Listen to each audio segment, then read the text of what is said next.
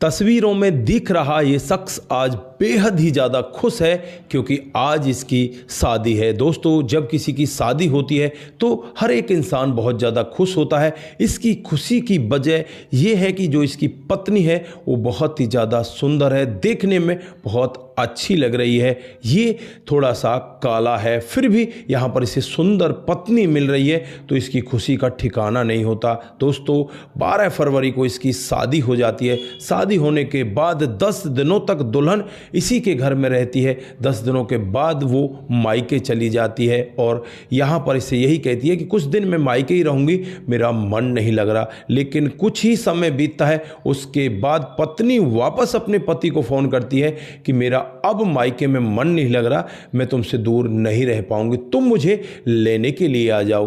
दोस्तों, पति बिना कुछ सोचे समझे बाइक निकालता है और सीधा अपनी ससुराल की तरफ दौड़ पड़ता है। लेकिन रास्ते में जो होता है कभी किसी ने सोचा भी नहीं था।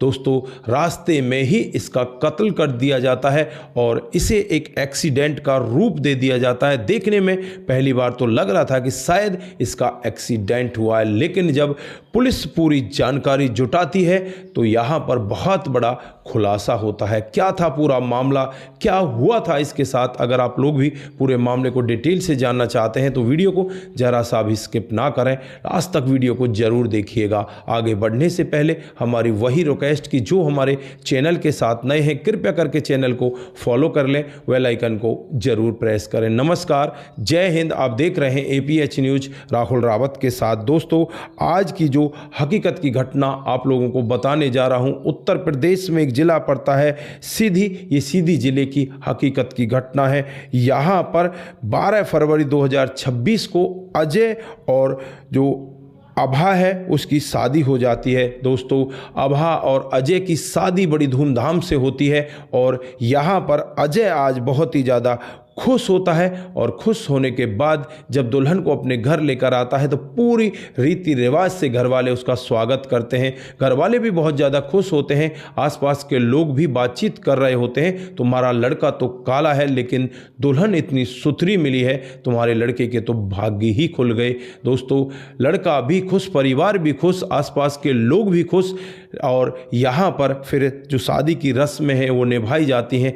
10 दिनों तक जो आभा है वो इस अपने पति के साथ रहती है और 10 दिन के बाद वो अपने मायके चली जाती है। पति यहाँ पर मना करता है कि तू मायके मत जा, लेकिन वो कहती है कि मेरा अभी मन नहीं लग रहा, जैसे ही मैं थोड़े दिन अपने घर रह कर आऊँगी तो वापस दोबारा फिर मैं आपको बुला लूँगी और आप आ जाना। दोस्तों, होता भी कुछ ऐसा ही है। लगभग 27 दिन बाद 6 मार्च की शाम को इस अजय के पास फ़ोन आता है आभा का, तो वो यही कहती है कि मेरा मन नहीं लग रहा, मैं तुमसे मिलना चाहती हूँ, मुझे लेकर जाइए ना। दोस्तों, यहाँ पर अजय बहुत ज़्यादा खुश होता है और खुशी खुशी 7 मार्च की सुबह 9 बजे अपनी बाइक लेकर निकल जाता है और निकलने के बाद सीधा अपनी ससुराल की तरफ पहुंच जाता है। लेकिन रास्ते में ही उसकी गाड़ी को रोक लिया जाता है और उसके बाद यहाँ पर बहुत कुछ गलत हो जाता है। जैसे ही शाम होती है, जो अजय के पिताजी होते हैं वो फ़ोन करते हैं, अजय आया नहीं, तो अजय का फ़ोन बंद होता है। इधर जो आभा के पिता होते हैं उनके पास फ़ोन किया जाता है, वो यही कहते हैं कि यहाँ तो अजय आया ही नहीं।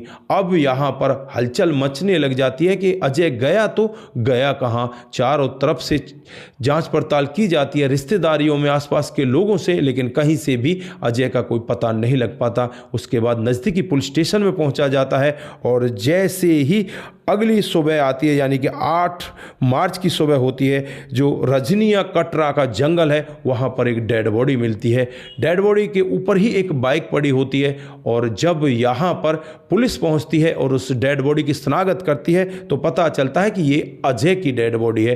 पहली बार देखने में लग रहा था कि इसका शायद एक्सीडेंट हुआ है, एक्सीडेंट की वजह से इसकी मौत हुई है, लेकिन यहाँ पर सच्चाई कुछ और ही होती है। अब यहाँ पर पुलिस सच्चाई को निकालने के लिए जो अजय है उसके मोबाइल को वहीं पर ऑन करती है। मोबाइल ऑन होता है तो लास्ट कॉल के बारे में उसमें पता किया जाता है, तो पता चलता है आभा ने ही उसके पास लास्ट कॉल की थी। अब बिना कुछ सोचे समझे आभा के मोबाइल की CDR रिपोर्ट निकाली जाती है कि आभा देखने में बहुत खूबसूरत है, कहीं ऐसा ना हो कि ये लड़का काला है, इस वजह से आभा ने ही इसके साथ में कुछ करा दिया हो। दोस्तों, जब आभा के मोबाइल की कॉल डिटेल निकाली जाती है तो उसमें पता चलता है कि ये एक अमर नाम के लड़के के साथ प्यार प्रसंग में है। और जब अमर के बारे में पता किया जाता है तो अमर सिंगरौली का रहने वाला होता है, वो शादीशुदा है, उसके 2 बच्चे भी हैं। लेकिन इंस्टाग्राम के जरिए आभा और अमर की शादी से पहले ही बातचीत हो जाती है और बातचीतों में वो इस तरह से आगे बढ़ जाते हैं, एक दूसरे के साथ जीने मरने की कस्में खाने लगते हैं। शादी से पहले ही एक दूसरे के साथ वो सारे बंधनों को तोड़ देते हैं और वो पति पत्नी जैसे रिश्तों में आ जाते हैं। और फिर यहाँ पर जब इस सब के बारे में घर वालों को भनक लग जाती है तो घर वाले बिना कुछ देरी किए हुए जो आभा है उसे घर के अंदर बंद कर देते हैं और उसके मोबाइल को लूट लिया जाता है। और उसके बाद यहाँ पर आभा से कहा जाता है कि तू घर से बाहर नहीं निकलेगी। फिर उसके लिए सिंधी के रहने वाले अजय के साथ में शादी कर दी जाती है। दोस्तों, अजय के साथ शादी तो हो जाती है लेकिन आभा अजय के साथ खुश नहीं होती, उसको उसका काला रंग अच्छा नहीं लगता। और फिर आभा 10 दिन के बाद ही अपने घर अपने मायके आ जाती है और अपने प्रेमी से बातचीत करती है कि क्यों ना अब इस अजय को ही रास्ते से हटा दिया जाए, ना रहेगा बांस और ना ही बजेगी बांसुरी। फिर होता भी कुछ ऐसा ही है। जो यहाँ पर अमर होता है वो अपने एक दोस्त को अपने साथ और ले लेता है और दोस्त को साथ लेने के बाद ये दोनों के दोनों प्लान बनाते हैं। दोस्त का नाम चंदन होता है और जब यहाँ पर आभा 6 मार्च की शाम को अपने पति को फ़ोन करती है, उससे यही कहती है कि तुम्हारे बगैर मेरा मन नहीं लग रहा, तुम मुझसे मिलने के लिए आ जाओ। यहाँ पर अजय भी बहुत ज़्यादा खुश होता है और खुश होकर 7 मार्च की सुबह सुबह निकल जाता है। जैसे ही वो सीधे रजिया कटरा के जंगलों में पहुंचता है, वहाँ पर एक गाड़ी पहले से ही इसका इंतजार कर रही होती है। गाड़ी इसके सामने आकर रुक जाती है, इसकी बाइक को रोक लिया जाता है। गाड़ी में अमर और चंदन बैठे होते हैं। वो यहाँ पर इसे गाड़ी से उतारने के बाद इसके साथ में मार पिटाई करने लगते हैं और वहीं पर एक गमछा इनके पास होता है, उस गमछे से अजय के गले को दबाने लगते हैं और तब तक दबा कर रखते हैं जब तक इसके प्राण पखेरु उड़ नहीं जाते। अजय को वहीं पर मौत के घाट उतार दिया जाता है और फिर यहाँ पर इसकी पहचान छुपाने के लिए जो पत्थर पड़े होते हैं उन पत्थरों को उठाया जाता है और इसके चेहरे पर ताबड़तोड़ वार किए जाते हैं और इसे वहीं पर डालकर इसके मोबाइल को स्विच ऑफ करके वहीं इसकी बाइक को इसके ऊपर डाल दिया जाता है और वहाँ से चुपचाप फरार हो जाते हैं।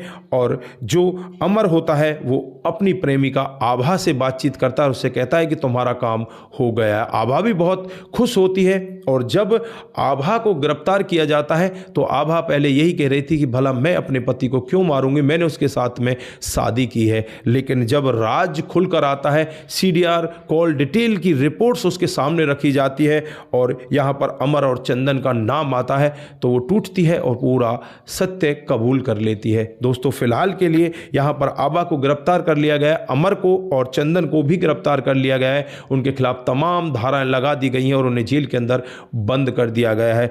लेकिन जब यहाँ पर अमर से बातचीत होती है तो अमर यही कह रहा था कि मैं तो बस मौज मस्ती के लिए इसके साथ ये सब कर रहा था, मुझे इससे शादी में कोई इंटरेस्ट नहीं था क्योंकि मैं खुद शादीशुदा हूँ। तो दोस्तों, यहाँ पर जब आभा को इन बातों का पता चलता है तो वो टूटती है और उसे अपनी गलती का भी एहसास होता है कि किस वजह से तूने अपने पति को रास्ते से हटवा दिया।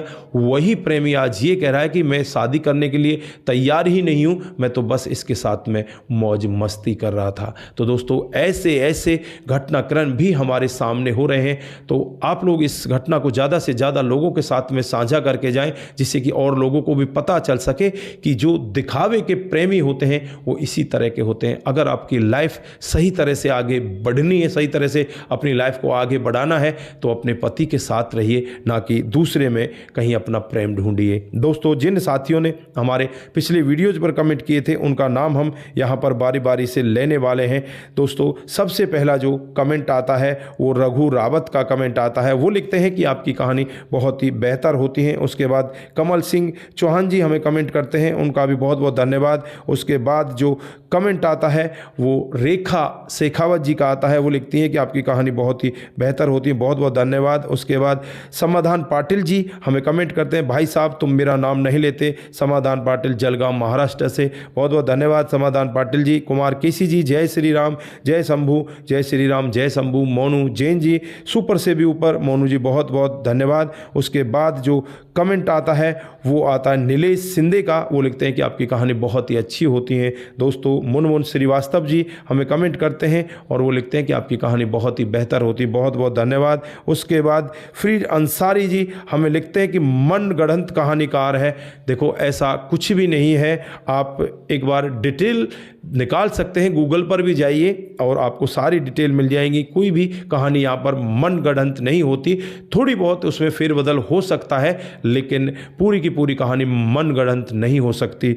उसके बाद सपन देह जी का कमेंट आता है, बहुत बहुत धन्यवाद। उसके बाद मुकेश सिंह जी का कमेंट आता है, शादी करवाकर बहुत अच्छा किया भाई साहब, अगर कुछ गलत किया होता तो तीनों की ज़िंदगी बर्बाद हो जाती। आपकी कहानी से अगर सीखा जाए तो बहुत कुछ सीख सकते हैं भाई साहब, आप ऐसी ही कहानी सुनाया करो भाई साहब। बहुत बहुत धन्यवाद मुकेश जी आपका।